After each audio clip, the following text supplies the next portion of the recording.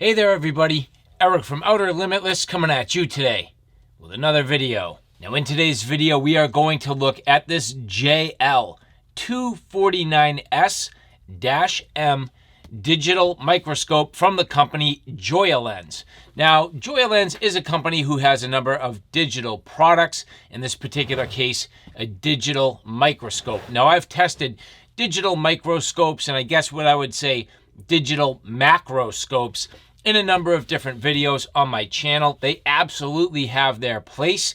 They can range widely in terms of quality and clarity and the overall depth, I'd say, for which you can zoom in and the optical quality that you get with them. So in today's case, I think this is going to be a little bit nicer, a little more powerful, should get sort of tighter and smaller on our subject so we can get some details.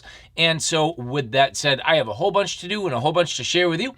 If you're interested in seeing a little bit more about what I'm about to get into, do me a favor, stay tuned.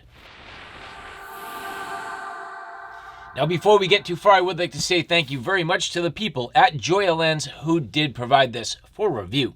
And so as we get into this here, it will be very interesting to see what we get in terms of the quality and the clarity and the use for a product like this. I have ideas. I've used these in the past to demonstrate different aspects of products, and I'm hoping that will give me the opportunity here today. And so as we get into this here, the user's manual, a simple components list. So this is kind of a breakdown of the major components that it comes with.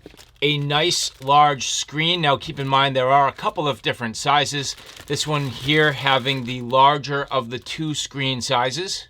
Cables, lenses, power supply, a remote, a number of supplies, a 32 gig micro SD card, frame components, a base with lighting, and a wired controller. You also have the column that holds everything upright. And with your components list, you do have simple assembly instructions. So I will work through these one step at a time.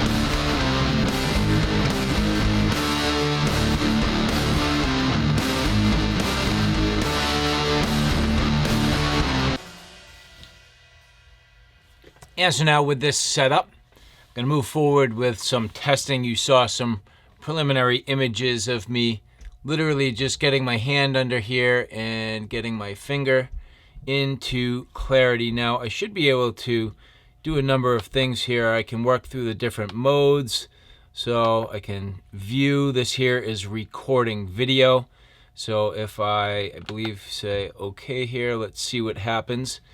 This should be recording video. So as you see here, working on the focus in and out, you can clearly see my fingerprint. Now, hopefully this is also picking up audio. I'm curious about that.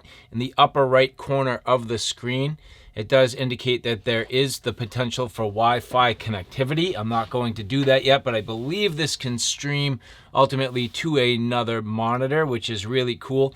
Now, the height of the unit is going to dictate the power. So let's bring this as far down as I can. At this point, I'm going to loosen the set screw, move this down Now this is lens A, which each one of these lenses is going to have a different magnification and a different power. But here we're getting down to like, literally you can see dirt on my finger and extremely tight little prints. I mean, that is pretty crazy. We're starting to get very close. Let me work this down even lower and see how close in we can get here. This focus is working very well. This might be beyond its working distance. Each one of the lenses, again, will have a set working distance. I feel like this is too tight at this point, but trying to refine that focus. Here it comes. Oh, geez. No problem. So this absolutely can do it. I mean, how close up do you really care to see my skin? That's pretty awesome. So this is great. Getting this now more to a manageable height. I was curious about the edge of my knife that I've been absolutely beating up on. And I'm going to get this illuminated and hopefully reasonably into focus. Now this is high up. At this point, I would not expect to have too tight of a view, but you can see here, this is now looking at the top of the spine of the knife, working down towards the edge. It's going to take a little bit of effort to get that focus refined, but you can see here, this is a Hogue knife. Hogue usually does have a convex edge, and as you take a look at the edge there, no indication of any real chips or significant damage at this point, and I've been beating up on this thing actually pretty good, and so far that doesn't look too bad. But let's get a little bit tighter in the details. Going in quite a ways, we are looking at the Cerakote. Here's the top of the jimping, so that's the edge of the jimping. Here are those words that we were looking at. So again, you can see Sig Sauer. Getting down to the edge. Let's get that dialed in. There we go. There's that edge. Again, no real indication of damage. It's hard to say for sure, but that edge actually looking reasonably decent. There's a bunch of gunk and grime and marks and things from me using the knife, but that's not a big deal. And yeah, I mean, so far I'd say the edge actually looks to be fairly reasonable. Let's get up towards the tip. Taking a look at the tip there. Again, bunch of gunk and grime and marks and scuffs, but not that much in the way of damage. So even though I've been using and abusing this blade, it's actually holding up pretty darn well. Now here is a knife that has suffered significant damage. This is my Work Tough Gear. At the time it was called the Woodscraft Tonto, but it's actually the Stinger. And I shot this for some testing with my buddy Jacob, and we ended up kind of blowing it apart with a Desert Eagle, and yeah, it didn't hold up all too well. But you know, for me, it's about how does that grain structure look, and if we get the lights well positioned here and bringing everything into focus, you know, you can really start to look at grain structure and whether or not there are any real inclusions. And I'm not going to get too much in the way of, you know, any scientific evidence right here, right now, but it's a matter of interest and just something that, you know, we are certainly capable of looking at. Look at the stress cracks from where I blew it apart. You can see all that stress. Look at how the steel literally just started pulling apart. I'm going to try to brace this a little bit better. bring that more into focus. You can see right there on the edge where this shattered and just tore apart.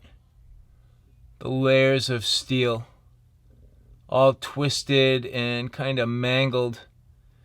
You know, I do have to say this has a very nice picture. The image is fantastic. The detail here, nice quality. Let's go in a little deeper. So now again, loosening the set screw in the back and dropping this down. I'm not sure exactly how close I can get, but we're gonna try. And working that zoom, wow, all the way back. I mean,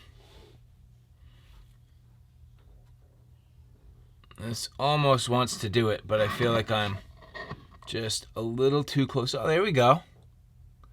So yeah, getting right in there.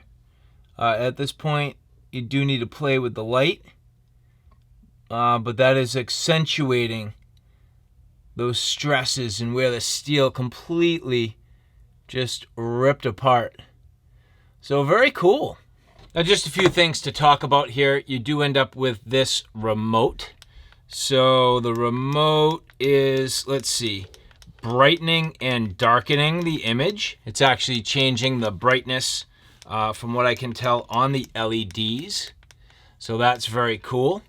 And then the power button turns them on and off all together. So that's very nice. I like that you have that level of control. All right, so keep in mind that this is actually turning the entire unit on and off. I am long pressing on the button here, and that turns this on. A single press does appear to turn it back off. So that is something to note. A long press on menu, and at this point you can see it does display the menu. Pretty straightforward. We can set our resolution. So wow, this actually does pretty nice. So you can go all the way up to your UHD 24 frames. That's extremely high quality. This thing is super nice.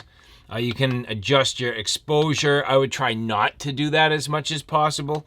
If you want, you can certainly include the date stamp, sharpness. I'm going to leave everything as normal as I can and try to control my environment and not the enhancements. I'm not sure exactly what they mean by freeze. Obviously, color and contrast we're all familiar with. And then let's see, again, long pressing. And here's my Wi-Fi, grid settings, date and time, the hertz frequency. You can format that memory card. So just very nice. Wi-Fi on, searching for Wi-Fi. At this point, I feel like this is going to give me the ability to do some very unique things. That will take a little bit of experimentation, but that's for another day. Each one of the lenses having a different performance characteristic. So again, we are currently using the A lens. This is the L, which will be a 90 to 300 millimeter. This one here is the D, which is 4.5 to 5 millimeter. And then again, the A, which is currently installed on the unit, 12 millimeter to 320 millimeters. So all in all, a very flexible unit.